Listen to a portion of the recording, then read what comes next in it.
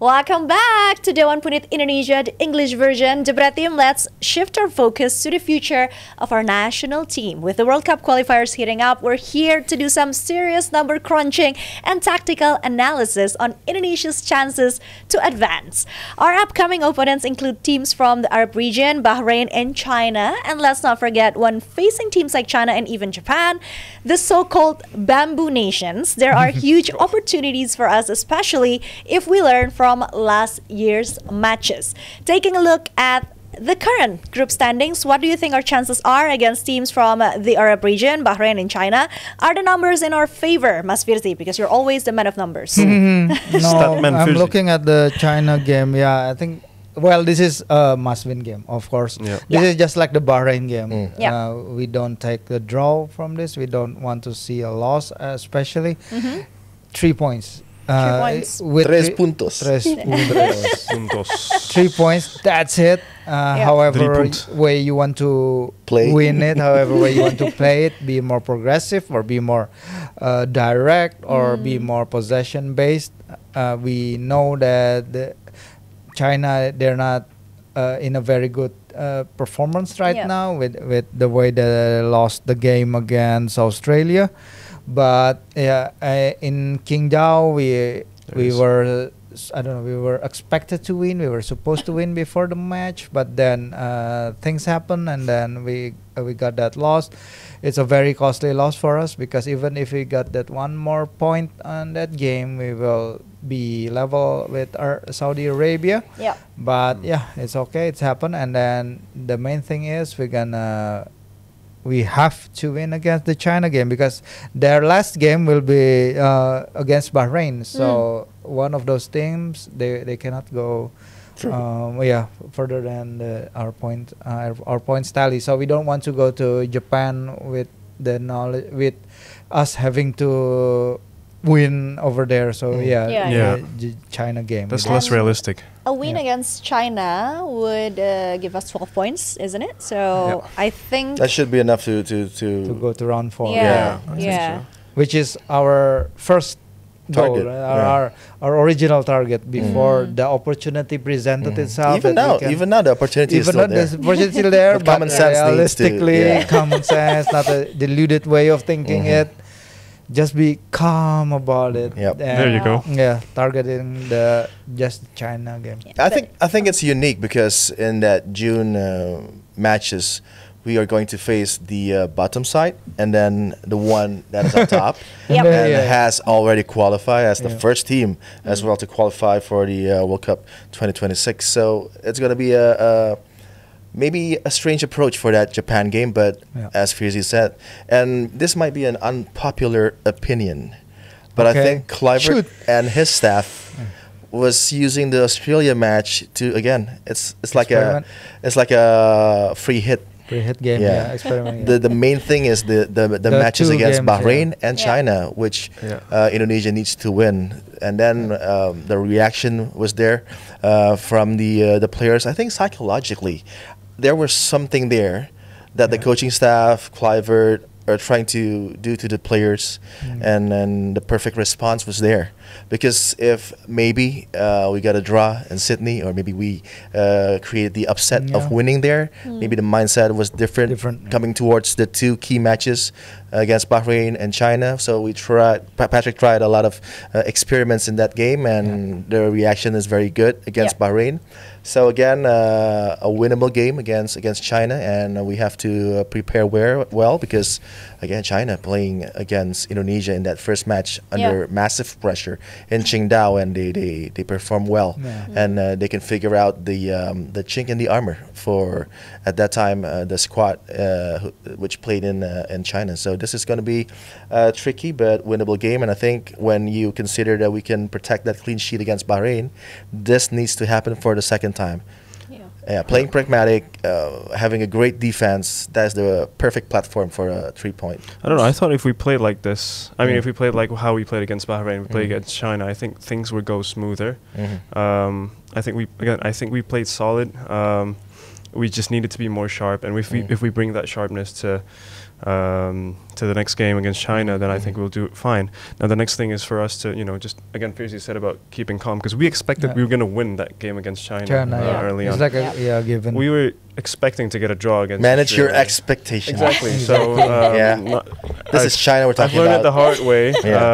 With that loss against China, I was bantering a lot of my Chinese friends. As much as they bantered back, they kept saying like that we don't deserve to qualify for the World Cup and not. So I don't know why. I don't want to get into why, but yeah, I think it's again managing expectations. But if we play something like what we did in terms of passing the ball progressively, I think we'll do fine. Can you share any details on the scheduling, Mas Firzi? When are these round 4 matches set to take place, and how might the timing affect our performances? Yeah, it's the first round of games will be on the 5th of June. Yeah, there are still no kickoff times as yet, and now. But Australia will go against Japan in Perth. We're gonna go in the Gelora Bung Karno, maybe at 7 o'clock kickoff as usual when it's in Bung Karno. Bahrain in Rifa National Stadium. It will be late night in Jakarta, and then the next round of games is on the 10th. We're gonna go to Suita Football Stadium, Suita City Football Stadium in Japan. And then China Bahrain. We're gonna have to get a close eye on this China Bahrain game, because if the realistic thing to do is we're just gonna get the 4th place, do whatever it takes to secure that spot, because Saudi Arabia, I think if they won against Bahrain on the 5th, it doesn't matter what we do in the last game against Japan. So maybe this is the important one, is the 5th of June. Yeah, so the main thing is to focus on our matches, and that is what I think Kluivert will tell the players. And this is the interesting part is that limbo of 10 to 14 days, where players are maybe on holiday after the Eredivisie Serie A finishes, the Championship Division, Premier League. Maybe if there was a player that we could come from the Premier League, which we don't have. Miliano, in the Eredivisie. Miliano Jonathan. Utrecht, potentially he's gonna potentially, join. His father is Jonathan's, but when I do the Utrecht match, he missed was that chance. struggling. Adi knows. Adi always do games where we don't even watch. Go ahead, Eagles, Pek Zwolle. But Miliano, that is a player that if he is full of confidence, he will be a much more complete player. Even when you see Olo Romani, then this guy is I think better. I think his injection of pace, pace I think he's and directness of play. So if you look at that space, it's gonna be interesting whether the players come straight from Europe to go to a training camp maybe in Bali, where Kluivert will work with them, because that scheduling is very strange. Again, it's just FIFA being FIFA. I love FIFA. I love FIFA. So but if Patrick can if Patrick can talk to the players, and the players can join after like maybe a week of break and then go straight fly out to Indonesia, that will be great to prepare. Sure. Mas Firzi keeps saying that do whatever they need to do to get a win. Play however they could play. But is there any tactical changes or improvements that are essential for Timnas Indonesia going into round 4? There will be 2, of course. With Martin out and Marcelino out, there will be a change in how we approach the offensive side of the game, because even though Tom is still there, he dictates a lot of play, but Marcelino with his because he contributed 2 goals and 1 assist in his last 2 games in the Gelora Bung Karno, he played a pivotal role for us in front of our home crowd. So it will be a big miss for us not having him there. But I do believe Egy will fill the shoes in. If he is selected, he will be the prime candidate to fill the shoes, and he's the most experienced player in the side right now, having made his debut in January 2018 under Luis Milla. But if there's another player coming in, maybe potentially Emiliano, it will make the dynamic even more what he said, more aggressive, more powerful, more explosive on the front. Patrick always said that he wants to play a front-footed football. So, but now he tries to play a bit more pragmatic. It works, but we know Bahrain maybe a slightly better team than China, especially after they won that Gulf Cup. And now China is not really in a great place. They're not really performing well. Their big game is against us, and that's unfortunate for us that they won. But after that, their performance are still a bit in a limbo.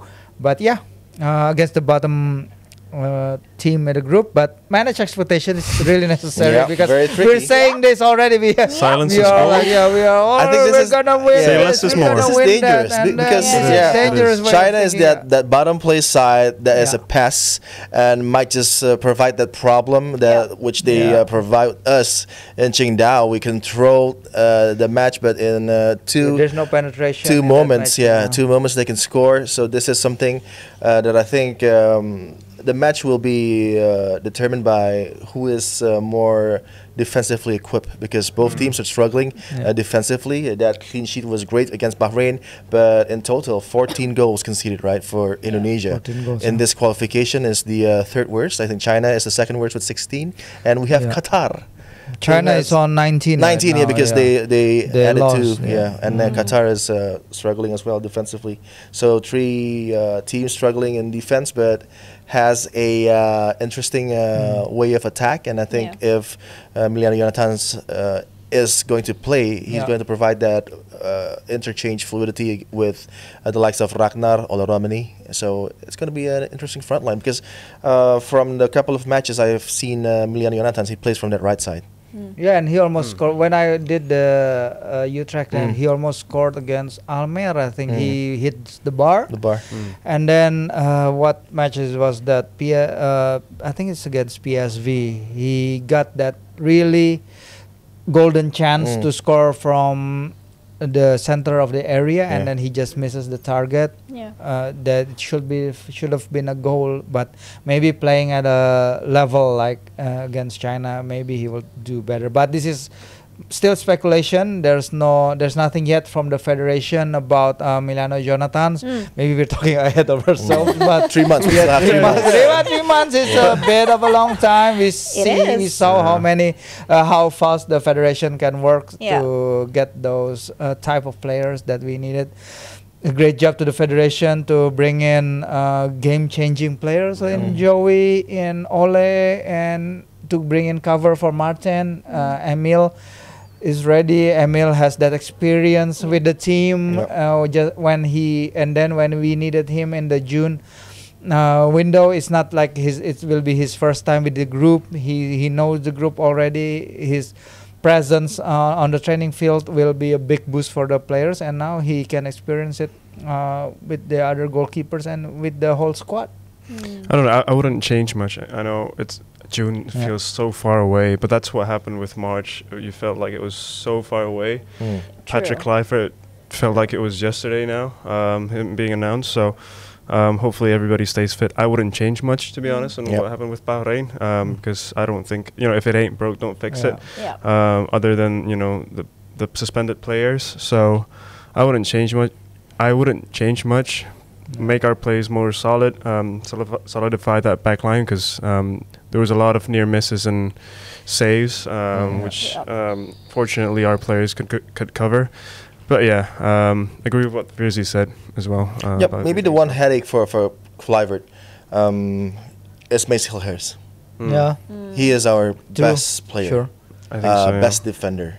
A great prospect, a blue chip, and brilliant to have a quality player like Mace Hilhers. But right now, I think he is struggling with his injury. He's not performing at his best that we know he can do. Case in point, the game against Manchester United, he was excellent at Old Trafford.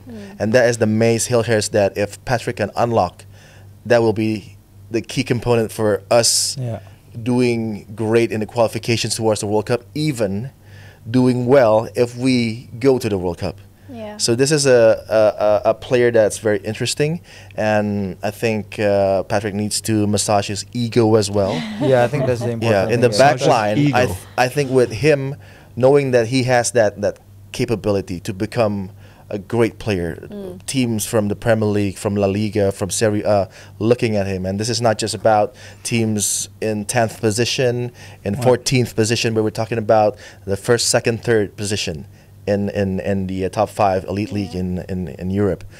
So I think when he plays, he knows that he's better than Jay. Yeah. He knows that he's better than Rido. He's better than Hubner. But he's So- just not showing it yet. But personally, I think he has that capability. But Yeah, playing in that potentially, structure yeah. as Yeah. a team Yeah, as in a that team. back three, is he the perfect component No. to No. do? Because Rido You is saw- there on merit, because he's there on merit, Yeah, and he's there. but he Rido makes is the there team on merit better. because Rido Yeah. does a lot of work for Hubner and Idzis. And it's just, yeah. Mace. Yeah. I think Mace wants Idzis Well, and Hubner to doing the work him, for him, yeah. so he can excel, because he's the defender that has that capability to dictate play from the back. He can connect with the midfield, Yeah. great dribbler, and has that confidence as well. So this is interesting for Kluivert. You remember that Velupillai goal when they were all the 3 players yeah, chasing yeah, back yeah, on yeah. on goal, Yeah. like 3 players chasing back on goals, but Miss, like, they were ahead of the other two, our other 2 defenders. I forget who they were, I forgot to. but then those 2 players, like, they were ahead of him on trying to track back the Velupillai when he's one-on-one with Martin. Yeah, so maybe, I don't know, is he carrying some sort of injury? Maybe Yeah. is he carrying something? But After that long he doesn't- injury, he's not yeah, back he's to not, his he's not best. still, yeah, he's not still. But not he's on our that best player. Yeah, Yeah. on paper he is, Mhm. yeah, but he's just not showing it yet. I know that. I know he's there. I know the player is there. And we all saw how great he was. Yeah, but maybe because of the combination of the injuries and because Twente, the last game before the international break, was that 2-6 loss against Feyenoord. Yeah. And the whole back line of Twente, they performed poorly back then. So it's not just on me, it's on the other players. But maybe that has a repercussion for his for what happened at Australia, considering also that he traveled like 15,000 kilometers after that game. He was one of the last players to arrive, because Twente played on the Sunday afternoon in Holland, and then after that he went straight. So yeah, lots of challenge for Miss in this team, but yeah, hopefully he can make that chemistry. He can gel in with Jay and Rido and Hubner and make that back line more solid and more stacked for us.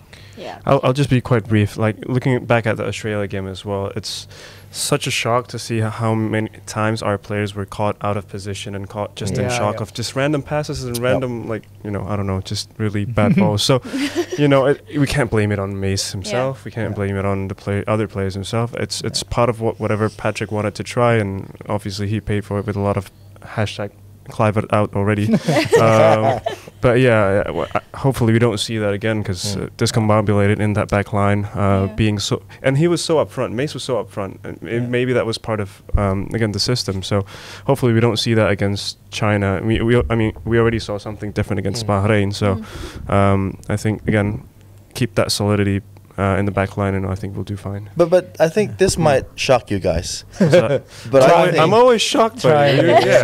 But I Try think us. the Try way us. to play against China, to get that W, to get that early goal, to play with more comfort, is to play that high line. Okay, shock. It's to play that high line.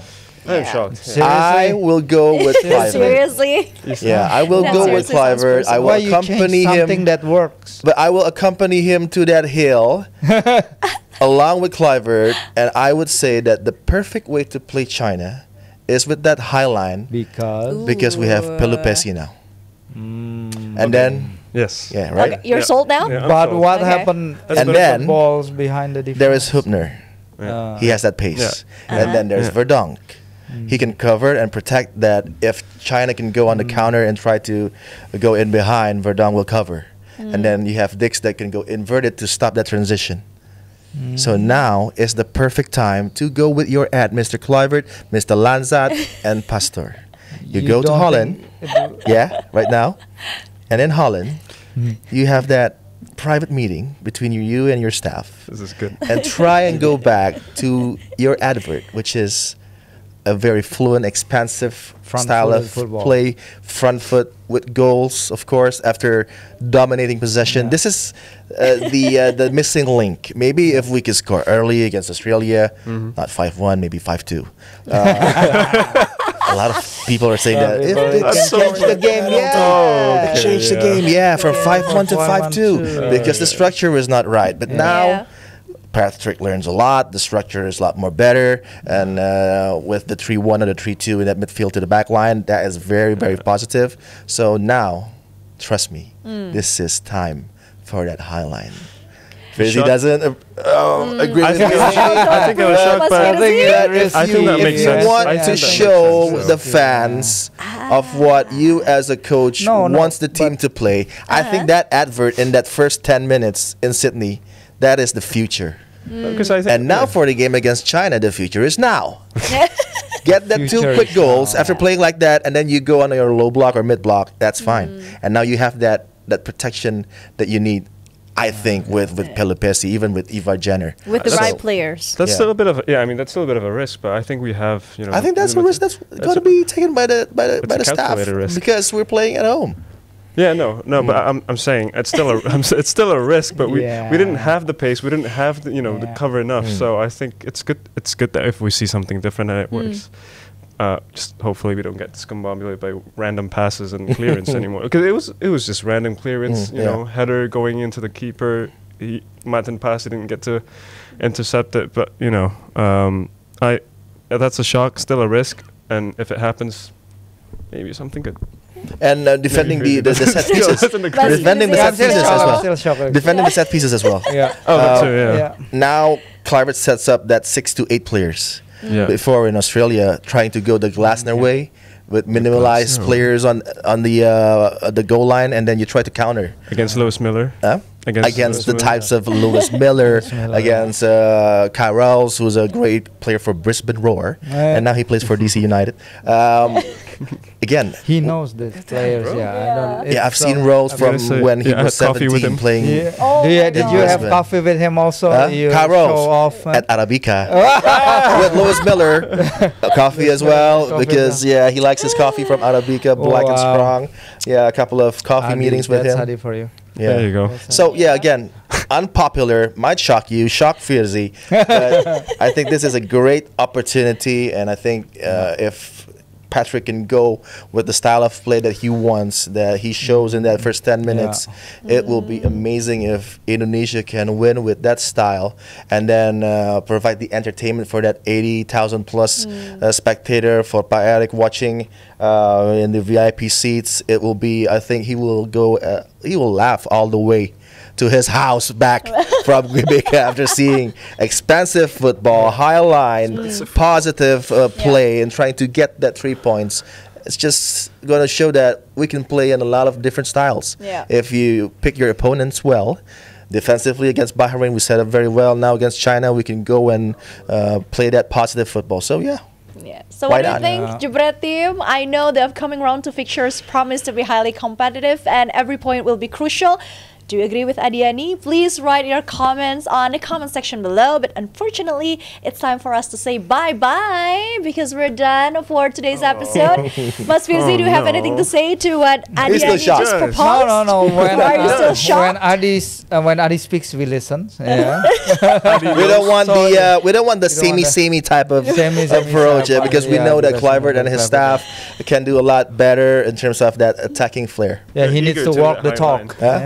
The talk, with the background of the Johnny Cash music, All right, then. Thank you so much for being here today, Kiko, Mas Firzi, and of course, Adiani. Our pleasure. We'll see you guys on the next episode only on DBI EV. Bye for now.